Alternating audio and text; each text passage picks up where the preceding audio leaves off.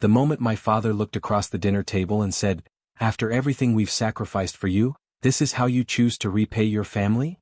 I realized they weren't asking for help anymore. They had already decided my paycheck belonged to them. When I told him I'd been paying their bills for years, he barely let me finish.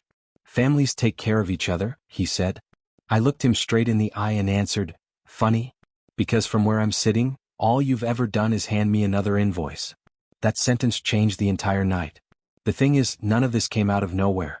For years, every time something in their lives went wrong, my phone was the first one to ring. A broken furnace. A missed mortgage payment. A temporary cash shortage. One of my niece's expensive extracurricular activities. A surprise repair. A medical bill. The reason changed every single time. The outcome never did. Somehow I always became the solution. That dinner was held at my parents' house just after New Year's. Every chair around the dining room table was filled. My father, Daniel, naturally claimed the seat at the head of the table, directing every conversation as though the evening revolved around him. My older sister, Vanessa, sat beside him while her husband, Eric, quietly demolished his dinner without contributing much beyond the occasional sarcastic comment. Their 2 children treated the dining room like a playground, launching dinner rolls at each other and knocking over glasses every few minutes. Nobody corrected them. Instead, everyone laughed. "They're just full of energy," my dad said with a grin after one glass of water splashed across the tablecloth. I forced a smile. There was always one set of rules for Vanessa's family and another for everyone else. Especially me. I wasn't their biological daughter. I'd been adopted when I was little, something no one mentioned directly anymore. They didn't have to. It hung over every family gathering without anyone saying a word. Vanessa was the daughter who carried the family name. I was the daughter who was expected to prove she deserved to belong. Before arriving, I'd stopped at a specialty bakery and picked up an expensive dessert everyone liked. I also brought several bottles of imported wine because Dad always complained nobody appreciated good wine. Tucked inside my purse was something else. An envelope containing money for my father's mortgage payment. Again. Earlier that morning he'd sent me another text. "Running a little short this month. Just need help until my bonus comes through." I almost laughed when I read it. Not because it was funny. Because he'd been promising that same mysterious bonus for almost 3 years. Every month there was another reason the money hadn't arrived yet. Meanwhile, I'd quietly become responsible for expenses that weren't mine. I helped with part of my parents' utility bills every month. I'd covered prescription costs so many times I'd stopped counting. A few months earlier I'd paid for my oldest niece's competitive dance tuition after Vanessa claimed she'd fallen behind. Not long after that came a plumbing disaster that supposedly couldn't wait.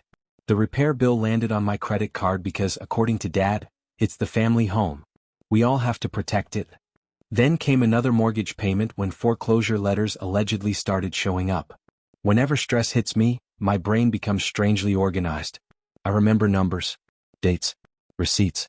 Sometimes I wish I didn't. One mortgage payment. One plumbing emergency. Dance tuition. Weekly grocery deliveries. Household supplies shipped directly to Dad's address. Over 3 years, the total had quietly climbed past $24,000. I knew the exact amount because every receipt, transfer confirmation, and bank statement lived inside a password-protected folder on my phone labeled only one thing: family. Not because I expected repayment. Because somewhere deep down I knew I'd eventually need proof. Dinner continued around me while I drifted through those thoughts. The kids were now arguing over dessert before anyone had even cleared the plates. Eric had opened another craft beer and launched into a loud speech about inflation and how impossible everything had become. My father nodded dramatically after every sentence. I'd seen that expression before. Whenever Dad became overly sentimental, it usually meant he was about to ask me for something expensive. Then Vanessa carefully set her fork on her plate. She dabbed the corners of her mouth with a napkin, folded her hands together, and looked directly at me. Her smile made my stomach tighten. It wasn't warm. It wasn't grateful. It looked rehearsed. "Let's make something clear before the year really gets started," she said pleasantly. The room grew strangely quiet. Even the kids stopped yelling for a moment. She kept smiling. "From now on, the financial help you give isn't just for Mom and Dad anymore." She paused just long enough for everyone to look at me. "It also covers my household, and my kids. That way there's no confusion." For a second I honestly wondered if I'd misunderstood. Not because she spoke softly. Because nobody could possibly say something that shameless with a straight face. At least that's what I wanted to believe. My eyes immediately shifted toward Eric. Eric didn't look surprised. He didn't object. He simply gave one slow nod, like Vanessa had just finalized a business deal everyone had already agreed to. Then I looked at my father. I kept waiting for him to laugh and tell me she was joking. He never did. Instead, he calmly lifted his champagne flute, took an unhurried sip and pointed toward the front door. "If you don't like it," he said evenly, "you're free to leave." My throat tightened. For a second, everything around me became painfully sharp. My brain has an annoying habit when I'm overwhelmed. It starts counting random details to keep me from falling apart. 4 adults. 2 restless kids. 1 grandfather clock ticking loud enough to fill the room. 1 automatic mortgage payment scheduled to leave my checking account before midnight. Vanessa folded her arms and leaned back in her chair like she'd already won. "Come on, Maya," she said. "Let's be realistic." Her voice carried that fake patience people use when they're explaining something to a child. "You don't have children. You don't have a husband. You make more money than anyone else here. Helping us helps the whole family." The whole family. I'd heard those 3 words my entire life. They sounded generous. In reality, they usually meant one thing. My wallet. I looked around the table. Eric suddenly became fascinated by his mashed potatoes.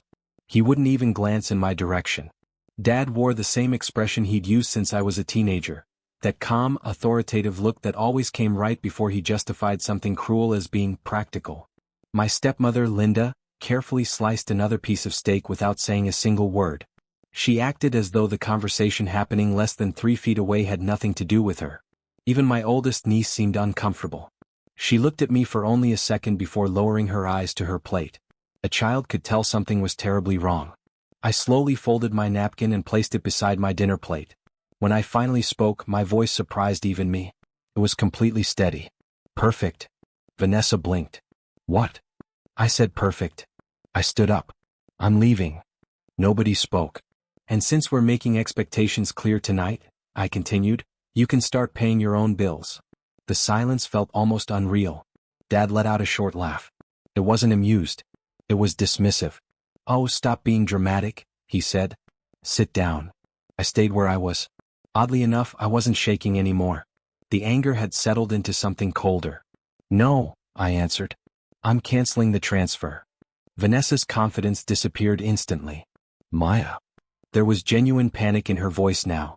"You wouldn't actually do that." I didn't argue. I reached into my purse, pulled out my phone, unlocked it, and opened my banking app. A few taps later I found the scheduled payments. The January mortgage transfer sat there waiting to process in a few hours. I turned the screen so everyone could see it. Then I pressed cancel scheduled payment. A confirmation message appeared. I read it aloud. Transfer canceled. No yelling. No tears. No dramatic speech about betrayal. I slipped my phone back into my purse, walked to the entryway, grabbed my coat, picked up my keys, and almost as an afterthought, took the expensive dessert I'd brought with me. Nobody tried to stop me. As I reached the front door, I turned around one last time. "You made one mistake," I said quietly. "You confused having access to me with owning me." Then I walked out into the freezing January rain. The rain hit my windshield so hard I could barely see the streetlights. I locked the car doors out of habit and just sat there. My hands rested on the steering wheel. My heart should have been racing. Instead, I felt strangely calm. Like something inside me had finally snapped into place. After a minute, I unlocked my phone again. Hidden behind several folders was one I'd never mentioned to anyone. It contained years of receipts, bank transfers, invoices, screenshots of text messages asking for money, every dollar I'd ever sent, every excuse they'd ever given, every promise they'd ever made to pay me back. I hadn't started saving those records because I planned to use them. At least that wasn't what I told myself. I kept them because some part of me always suspected this day would eventually come. And my family had no idea just how much evidence I had. At that moment they probably believed the canceled mortgage payment was the biggest problem they'd face. It wasn't. Not even close. To understand why that dinner ended the way it did, you have to understand what growing up in my family was really like. I was adopted when I was 3 years old. Most people hear that and immediately smile. They tell you how wonderful adoption is. Sometimes they ask whether you've ever searched for your biological parents. Those questions never bothered me. My family's version of adoption did. Not because they openly treated me badly. That would have almost been easier. Instead, they turned gratitude into a lifelong obligation. Dad loved telling people the same story. "We chose Maya," he'd say proudly whenever guests were over. "She wasn't born into this family. She was our greatest blessing." Everyone would smile. They'd tell him how kind he was. As a kid, I smiled too. It wasn't until I got older that I realized what those words actually meant inside our house. Being chosen came with conditions. Whether anyone admitted it or not, I was expected to spend the rest of my life proving I deserved that choice. Gratitude wasn't encouraged. It was required. And over time, gratitude slowly transformed into something far more expensive. Growing up, there was always one constant in our family. Vanessa was given understanding. I was given responsibility. If she forgot to pay a bill, everyone said she had too much on her plate. If I hesitated to cover it, I was accused of being selfish. When she needed help, it was because family comes first. When I needed distance, suddenly I was cold, ungrateful, and difficult. That pattern followed us well into adulthood. When I turned 30, I finally bought my own place. It wasn't anything flashy. Just a modest 2-bedroom condo in a quiet neighborhood. The balcony overlooked a rain-soaked parking lot, and 3 tall pine trees blocked most of the view. To anyone else it probably looked ordinary. To me it represented something I'd never truly had before. Freedom. No one could tell me what to do inside those walls. No one could guilt me into opening my wallet every time they made another bad decision. Looking back now, I think that independence bothered my father more than I realized. The morning after that disastrous New Year's dinner, my phone exploded. 14 unread messages before I'd even poured my first cup of coffee. "Dad, call me." "No. Vanessa, you humiliated me in front of my kids." A minute later. "You're honestly becoming toxic." Linda tried a softer approach. "Sweetheart, this misunderstanding can still be fixed if you apologize." Eric chimed in too. "You totally overreacted. It was just a discussion."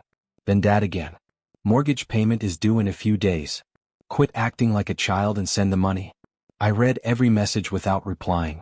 Then I made myself a cup of black coffee, sat at my kitchen counter, and opened the family group chat. For several minutes I stared at the keyboard. Finally, I typed exactly one message. "I'm no longer paying any expenses for Mom and Dad's house or Vanessa's family. Please stop asking." The answer is no. I pressed send. 30 seconds later, Dad responded. "After everything we've done for you? We gave you a home when nobody else wanted you." There it was. Not hidden behind polite words. Not wrapped in fake concern. The adoption card. The debt I was apparently supposed to spend my entire life repaying.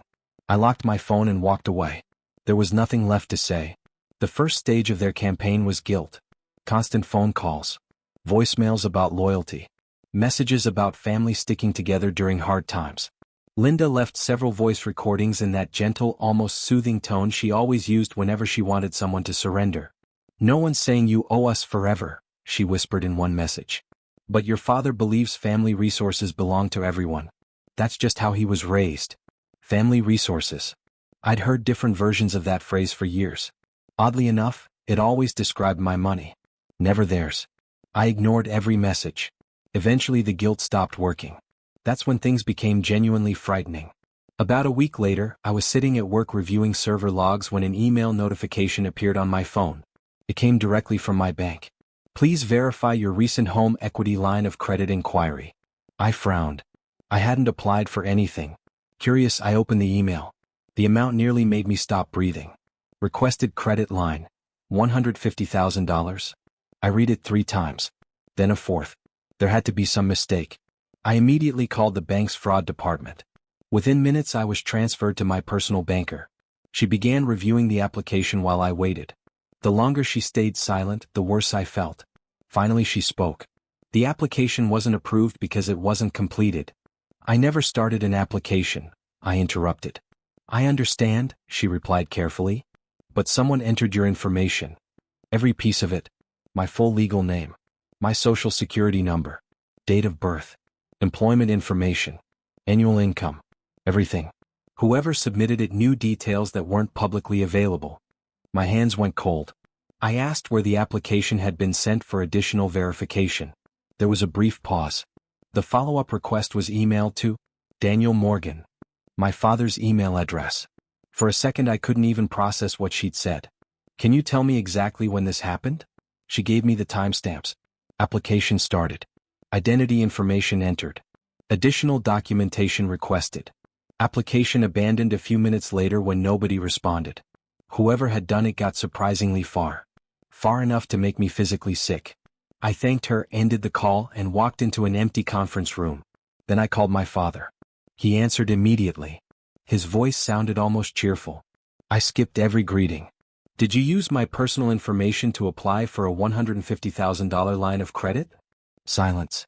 Then a short, awkward laugh. I'd heard that laugh my whole life. It always meant he'd been caught. "Maya," he said, "don't start throwing around accusations. Answer the question." I was only exploring some options. What options? The bank wanted another qualified borrower. You used my identity without asking. It's not like I was stealing from you. My grip tightened around the phone. You submitted my personal information. "We're family," he answered as though that explained everything. "The house belongs to all of us." "No," I said quietly. "It belongs to you. If you'd kept helping with the mortgage like you promised," he snapped, "none of this would have been necessary." For several seconds I didn't speak. Neither did he. Then I ended the call. I didn't yell. I didn't argue. Because at that moment I realized something that changed everything. This wasn't just emotional manipulation anymore. It had crossed into something much more serious. I didn't yell after that phone call. I didn't cry either. Instead, something inside me changed in a way I don't think can ever be undone. For years I'd believed my father saw me as his daughter, even if he loved my sister more.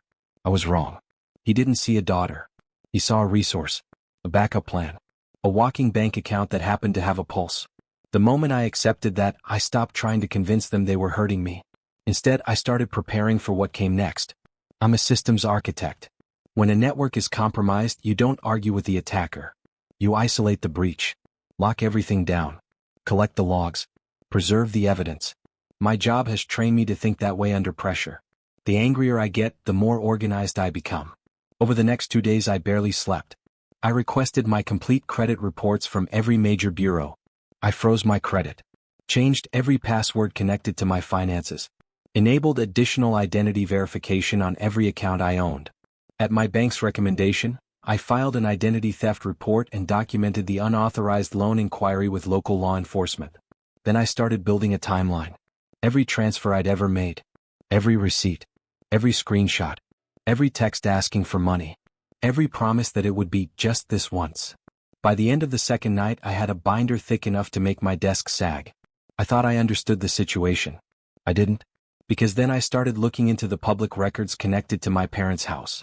During one conversation, the fraud investigator casually asked whether I had any legal interest in the property. I told him no. Still, curiosity got the better of me. That evening I searched the county property records online. I expected to find exactly what I'd always been told. Dad owned the house. End of story. Instead, I found something that made me stare at my monitor for nearly a full minute. 2 years earlier, he'd filed updated estate documents related to the property. Originally, I had apparently been listed alongside Vanessa. That was news to me. Then 2 years ago, my name disappeared entirely. Everything was transferred solely to my sister. Honestly, that part didn't even upset me. Dad could leave his house to whoever he wanted. It wasn't mine. It never had been. But another document attached to the filing caught my attention. Its title sounded strangely official. Private Family Reimbursement Agreement. I'd never heard those words before. I certainly hadn't signed anything with that name. The next day, during my lunch break, I drove to the county recorder's office and requested certified copies. $15 later, I sat in my car while rain tapped against the windshield and started reading. Page after page. My disbelief grew with every paragraph. There wasn't a forged signature. There didn't need to be. Dad had written the document himself. He'd signed only his own name. It read almost like he believed writing something down automatically made it true. According to that document, every payment I'd made over the years wasn't considered financial help. It wasn't a gift. It wasn't a loan. It wasn't voluntary assistance. Instead, he described those payments as my ongoing responsibility toward maintaining the family household. I actually looked around the parking lot to make sure I wasn't misunderstanding what I was reading. Maintaining the household? I hadn't lived under that roof since I was 22. The document went even further. It claimed that my sister's residence there, and the expenses of raising her children, had always been part of a mutual family understanding that I'd supposedly agreed to. I almost laughed. There had never been any conversation like that. Not once. Then I reached the sentence that somehow managed to be even more unbelievable. It stated that I had accepted a moral obligation to preserve the financial stability and continuity of the family home. A moral obligation. Written in legal-sounding language by someone who apparently believed he could invent responsibilities simply because he wanted them to exist. That was the moment everything clicked. Dad hadn't just been manipulating me emotionally. He'd been creating a paper trail that supported his version of reality. Maybe he believed it would protect him someday. Maybe he thought no one would ever question it. Either way, he forgot one very important thing. Paper trails work both directions. I hired an attorney the following week. Not someone loud or flashy. I wanted someone who preferred facts over theatrics. Her name was Rebecca. She had a calm voice, immaculate navy suits, and the kind of confidence that comes from never needing to raise it. I handed her the binder I'd spent days assembling. She flipped through the tabs with surprising speed. After about 20 minutes she looked up. Were you living in your father's home while making these payments? No.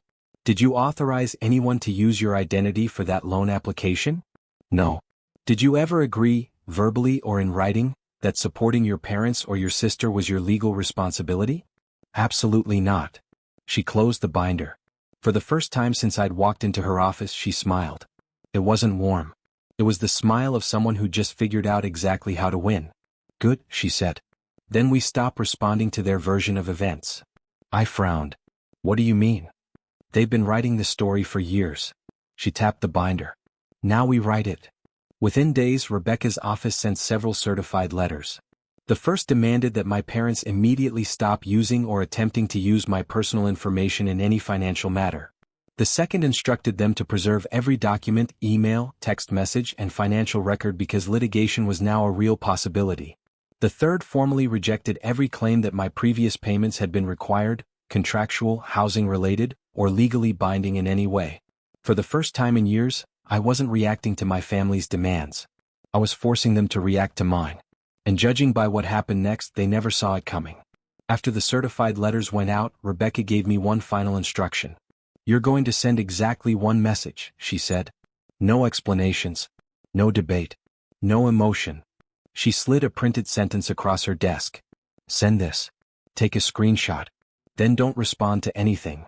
Monday morning, just after 9, I copied the message into our family group chat. Effective immediately, you are not authorized to use my name, income, credit history, personal information, or previous financial support in connection with your mortgage, household expenses, or any financial application. Any future communication regarding these matters must be directed to my attorney. I pressed send. Then I waited. Dad called 9 seconds later. I declined it. Vanessa called next. Declined. Linda. Declined. Eric. Declined. The phone kept vibrating until I finally turned it face down and went back to work. I knew they wouldn't accept silence. I just didn't realize how quickly they'd escalate. That evening I was making dinner when someone started pounding on my front door. Not knocking. Pounding. The entire frame rattled with every hit. Maya. Dad's voice echoed through the hallway. Open this door right now. Another slam. You don't threaten your own family with lawyers. Fortunately, I'd installed a video doorbell only days earlier, right after discovering the fraudulent loan inquiry. Instead of opening the door, I pulled up the live camera feed on my phone. Dad stood outside drenched from the rain. His face was bright red. He paced across the welcome mat like he couldn't decide whether to keep yelling or kick the door in. I pressed the microphone button. Leave my property, Daniel. He ignored me. I gave you a home. Another bang. I gave you my last name. His voice echoed through the building. Several neighbors had already begun opening their doors. I quietly called the non-emergency police line while continuing to watch him through the camera. The dispatcher stayed on the line. Dad kept shouting. Then, a few minutes later, flashing lights reflected across the wet pavement outside my building. His entire posture changed. 2 officers walked calmly toward the entrance. The moment Dad saw them, his anger disappeared almost instantly. I'd seen this version of him before. The reasonable father. The wounded parent. The misunderstood family man. Officers, he said with a tired smile, this is all just a family disagreement. My daughter is upset and we're trying to work things out. I opened my door just enough for the security chain to hold it in place. Officers, I said calmly, this man attempted to use my personal information in connection with a $150,000 loan application. He's already received legal notice from my attorney. I want him formally removed from my property. The older officer nodded. Then he turned toward my father. His next question changed everything. Sir. He waited until Dad met his eyes. Did she give you permission to use her personal information? Dad hesitated. Then he started talking in circles. Well, it's complicated. The house benefits the whole family, and we have an understanding about financial responsibilities. The officer interrupted. Yes or no? Silence. Dad swallowed. Finally he muttered. Not exactly. Not exactly. Out of everything he'd said over the years, every lecture, every guilt trip, every excuse, those two words were somehow the most pathetic. The officer didn't argue. He simply stepped closer and explained in painfully clear language that my father was no longer welcome on my property. If you return here after today, he said, you can be arrested for trespassing. He paused. If you continue unwanted contact after being instructed to communicate through legal counsel, that information may also become relevant in future protective proceedings. Dad's face went completely white. For the first time since I was a child. He had absolutely no control over the situation. Without another word, he walked back toward his car. He looked smaller than I'd ever seen him. Older. Defeated. But I knew better than to think it was over. 2 days later, Vanessa decided to try a different approach. If she couldn't force a conversation at my home, she'd try my workplace. I was halfway through a project planning meeting when my phone vibrated. A message from reception appeared on the screen. Your sister is in the lobby demanding to see you. She's refusing to leave and is creating a disturbance. Several people around the conference table noticed my expression. I excused myself. Instead of going downstairs, I called Marcus, the manager of corporate security. We have an estranged family member in the building, I explained. I don't want any contact. He didn't ask unnecessary questions. I'll handle it. A few minutes later I stood behind the glass railing overlooking the lobby. Marcus and another security officer approached Vanessa politely. I couldn't hear every word from the second floor. I didn't need to. Her body language said enough. She threw her hands into the air, pointed toward the elevators, shook her head. Then, when they continued escorting her toward the revolving doors, she started yelling loudly enough that people throughout the lobby turned to stare. Employees waiting for elevators stopped talking. Visitors watched from the reception area. Within moments, Marcus calmly guided her outside while the second guard ensured she couldn't re-enter the building. For years, my family had relied on one assumption. That I would always step in. Always answer the phone. Always fix the problem. Now, one by one, every door they expected to walk through was closing. And they were running out of ways to reach me. As security escorted Vanessa out of the building, she shouted loud enough for everyone in the lobby to hear. You've abandoned your family? My kids are going to suffer because of you. People stared. Some looked confused. Others looked uncomfortable. I kept walking back toward my office. There was nothing left to say. Later that afternoon my phone buzzed one final time. She'd found another way to reach me. It was a picture of her 2 children standing outside under gray skies, both wearing oversized jackets and looking miserable. Underneath the photo she wrote, "Hope your pride was worth hurting them. They're paying the price for your selfishness." A minute later came another message. "You're a monster." I didn't reply. I took screenshots, forwarded them to Rebecca, then blocked Vanessa's number permanently. That was the last direct message I ever received from her. The following weekend I made a decision that felt strangely peaceful. If I was serious about ending this chapter, I couldn't leave loose ends behind. So I spent an entire Saturday removing every remaining connection my family still had to my life. I updated every emergency contact, changed backup email addresses, removed old account recovery options, updated my records with human resources, changed passwords I'd been using for years, requested new security pins for my frozen credit files. Even the entry code to my apartment building was updated shortly afterward. Little by little, every doorway they'd once had into my life disappeared. For the first time in years, I controlled who had access to me. Meanwhile, Rebecca kept pushing the fraud investigation. She wanted every digital record connected to the abandoned loan application. Every login. Every uploaded document. Every IP address. The bank eventually complied. What they found was worse than either of us expected. The application had originated directly from my father's home internet connection. There was no ambiguity anymore. No possibility that someone else had somehow been responsible. But that wasn't the worst part. Rebecca called me the afternoon she reviewed the remaining files. "I think we figured out where they got your employment information." My stomach dropped. The bank had preserved every document uploaded during the application process. One file stood out immediately. An old PDF. I recognized the file name before I even opened it. 3 years earlier I'd emailed it to Linda while she was supposedly helping me compare insurance options. I hadn't thought about that document since. It contained everything. My salary, employment history, personal identifying information. Enough to complete most of a financial application. I trusted her. She kept it. Then years later they'd used it. That realization hurt more than I expected. Because it erased the last excuse I still wanted to believe. This hadn't been confusion. It hadn't been desperation. It had been planned. The moment Rebecca forwarded those findings to my father's attorney, everything changed. Almost overnight. The emotional manipulation disappeared. No more speeches about family loyalty. No more reminders that I'd been adopted. No more lectures about gratitude. Instead, silence. Then attempts to negotiate. Apparently consequences speak a language guilt never can. A few days later I stopped at a coffee shop near my office before work. As I walked toward the entrance, an SUV pulled into the parking lot beside me. Linda climbed out before I'd even reached the door. Maya. She hurried toward me holding a small velvet box. Please. I didn't stop walking. She opened the box anyway. Inside rested an old silver locket. It belonged to Daniel's mother. She held it out with both hands. It's been in the family forever. Her voice softened. We don't have to destroy each other over one paperwork misunderstanding. Paperwork misunderstanding. Those words almost made me laugh. She took another step closer. We can fix this privately. I looked at the necklace, then back at her. I don't want it. She blinked. What happened wasn't a misunderstanding. I kept my voice calm.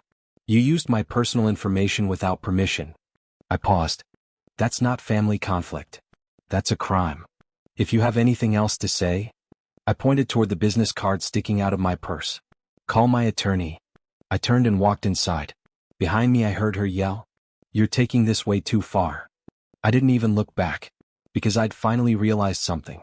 People who spend years ignoring boundaries often believe consequences are an overreaction. Until those consequences arrive at their own doorstep. By March, my world had become remarkably quiet. Smaller. Simpler. Healthier. I went to work. I came home. Cooked dinner. Read books I'd been putting off for years. The strange anxiety I'd carried for so long slowly disappeared. My phone no longer dictated my evenings. No emergency plumbing bills. No last-minute mortgage crisis. No dramatic messages demanding I rescue another grown adult from the consequences of their own decisions. When my annual bonus arrived, something unexpected happened. It stayed in my savings account. I watched the balance grow instead of immediately wondering who would ask for it. I even bought myself a new sofa. An oversized emerald green sectional that cost far more than I normally would have spent. Not because it symbolized freedom. Because my old couch hurt my back. For years I'd convinced myself expensive purchases for me were irresponsible. Meanwhile I'd never questioned spending thousands on everyone else. That realization stung. But it also felt liberating. One Friday night my best friend, Jasmine, came over carrying enough Thai takeout for both of us. We ate on the new couch while I read her Rebecca's latest email update. She listened quietly before setting down her chopsticks. So, she pointed at me. Let me see if I've got this straight. I nodded. They spent years treating you like their personal emergency fund. Pretty much. They tried using your identity to borrow a fortune. Yep. They kept private documents you trusted them with. Apparently. And now they're shocked that the person they treated like an ATM hired a lawyer and involved the police? I couldn't help it. I laughed so hard I nearly spilled my noodles. It was the first truly carefree laugh I'd had in longer than I could remember. And somewhere in the middle of that laughter I realized something else. Peace doesn't usually arrive with fireworks. Sometimes it simply arrives. When the chaos finally leaves. As security escorted Vanessa out of my office building, she kept shouting loud enough for everyone in the lobby to hear. You've abandoned your family. My kids are going to suffer because of you. People stared. Some looked uncomfortable. Others simply watched the scene unfold. I turned around and went back upstairs. A few minutes later my phone buzzed again. Despite being blocked on one number, she'd found another way to reach me. It was a picture. Both of her children were standing outside beside her car, wearing jackets in the rain. Underneath the photo she wrote, "Hope your pride was worth hurting them. They're paying the price for what you've done."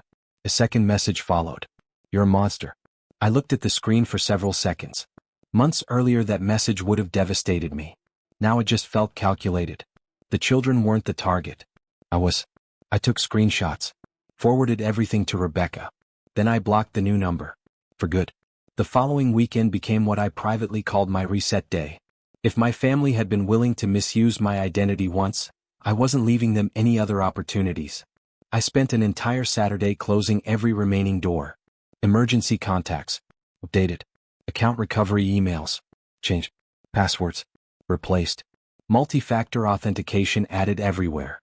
I reviewed my life insurance beneficiaries for the first time in years. None of my relatives remained listed. I updated my employment records with human resources. Changed the access code to my apartment building. Reset security questions.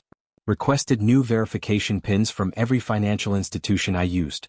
By Sunday evening there was almost nothing in my personal or financial life they could still reach. For the first time in years, I felt safe. Rebecca, however, wasn't finished. She believed the failed loan application could reveal exactly how my father had obtained my information. Through the bank's legal process, she requested technical records connected to the application. Weeks later the results arrived. I remember reading the report twice before it fully sank in. The application originated from my father's home internet connection. There was no ambiguity, no misunderstanding, no mysterious third party. But the second discovery was even worse. Attached to the abandoned application was a document intended to verify my income. I recognized it immediately. 3 years earlier I'd emailed a copy of an insurance comparison worksheet to Linda while she was supposedly helping me compare benefits. At the time I'd thought nothing of it. The document contained my salary, employment history, personal identifying information. Everything needed to make the application appear legitimate. She hadn't accidentally kept the file. She'd saved it. For years. Waiting until it became useful. I leaned back in my chair and stared at the ceiling. The betrayal somehow felt even heavier than the financial fraud. I trusted her. She'd archived my personal information like it was a tool waiting to be used. Rebecca forwarded the evidence to the attorney my father had recently hired. The response was immediate. Almost overnight everything changed. Gone were the speeches about family loyalty. Gone were the lectures about gratitude. No one mentioned adoption anymore. For the first time, they sounded afraid. A few days later, Linda approached me outside a coffee shop near my office. She stepped out of her SUV before I'd even reached the entrance. Maya. She hurried toward me carrying a tiny velvet jewelry box. I just want to talk. I didn't stop walking. She opened the box anyway. Inside rested an old silver pendant. It belonged to Daniel's mother, she said. It's been in the family forever. She held it out toward me. Please. Her voice cracked. We don't need to destroy this family over some paperwork mistake. Paperwork mistake. I almost laughed. I looked at the pendant, then back at her. The permanent damage wasn't paperwork, I said. It was using my identity. She stared at me. What happened wasn't a misunderstanding. I closed the jewelry box and gently pushed it back toward her. If you have anything else to say? I nodded toward the business card Rebecca had previously mailed them. Say it to my attorney. I turned and walked inside. Behind me she shouted, You're taking this way too far. I stopped for only a second. Without turning around I answered, No. I just stopped pretending it wasn't already that far. Then I kept walking. Something unexpected happened over the next couple of months. Life became quiet. At first the silence felt strange. I'd spent years expecting emergency phone calls, unexpected expenses, another crisis that somehow required my money to solve. Instead, nothing. I went to work, came home, cooked dinner, read books, watched movies without checking my phone every 10 minutes. When my annual bonus arrived, I transferred it into my own savings account. No guilty conscience. No emergency requests. Just savings. Watching that balance grow felt oddly emotional. It was the first time in years my money was actually building my future instead of repairing someone else's mistakes. I even bought myself a new couch. It was ridiculously expensive. Deep emerald green. Soft enough to disappear into after work.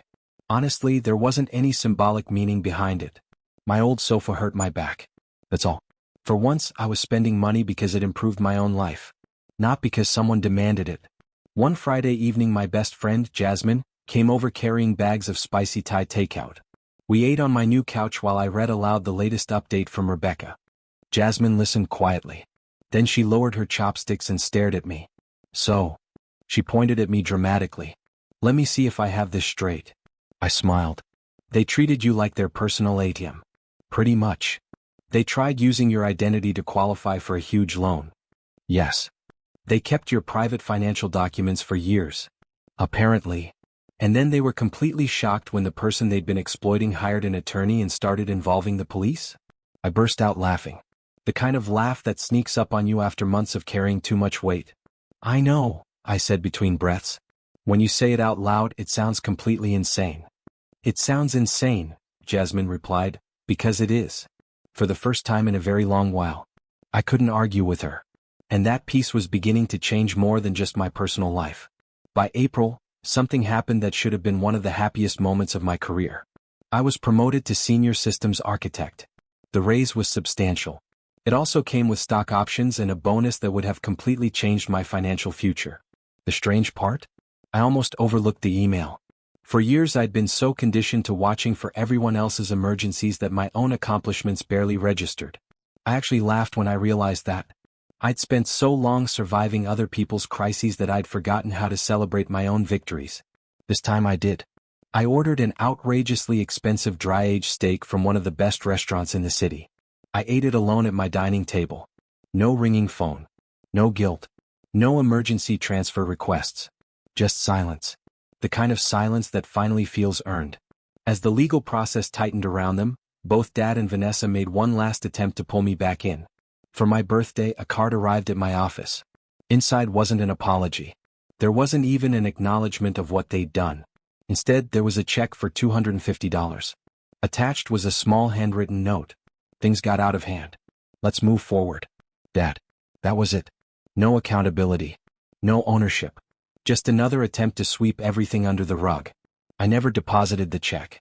My attorney mailed it directly back to his lawyer by certified mail. A few days later, Vanessa found another way around my blocks. She created a brand new email account. Attached was a collage of photos of her children with a long message about how families shouldn't stay divided over a simple financial misunderstanding. I stared at the screen in disbelief. A misunderstanding? She was the one who had calmly announced over dinner that my income should permanently support her household. Nothing about that had been accidental. I replied exactly once. I'm no longer willing to confuse financial exploitation with family love. Please don't contact me again. Then I blocked that address too. That was the last direct message she ever sent me. People sometimes expect dramatic courtroom endings. There wasn't one. No emotional speeches. No surprise confessions. No television moments. Real life isn't usually like that. Instead, there were months of legal filings.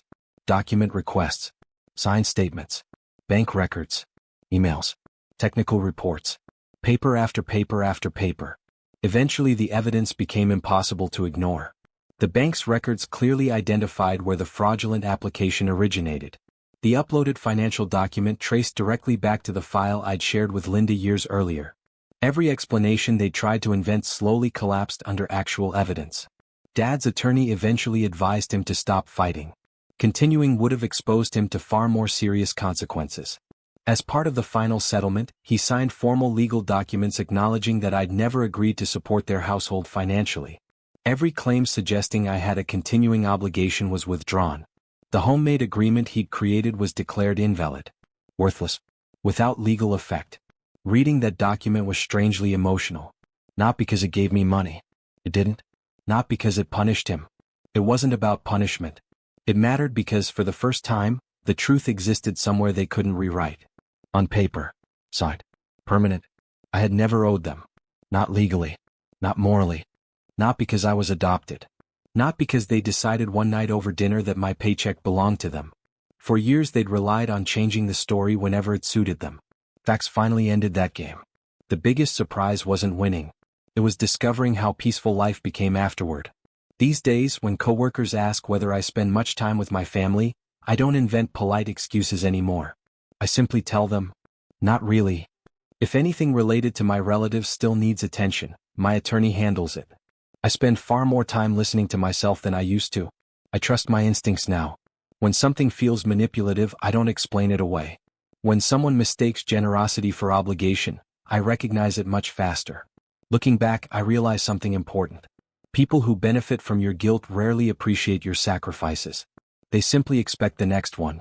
The moment you establish a boundary, they suddenly call you selfish. They'll tell you you've changed, that you've become cold, that you've forgotten where you came from. Maybe you have. Sometimes leaving behind the version of yourself that existed only to serve everyone else is exactly the point. If protecting your peace disappoints people who were profiting from your lack of boundaries, that's not evidence you're doing something wrong. Sometimes it's proof you're finally doing something right. And even now, after everything that's happened, there's still one question I occasionally ask myself. AITA for cutting my family off and refusing to pay for their lives anymore?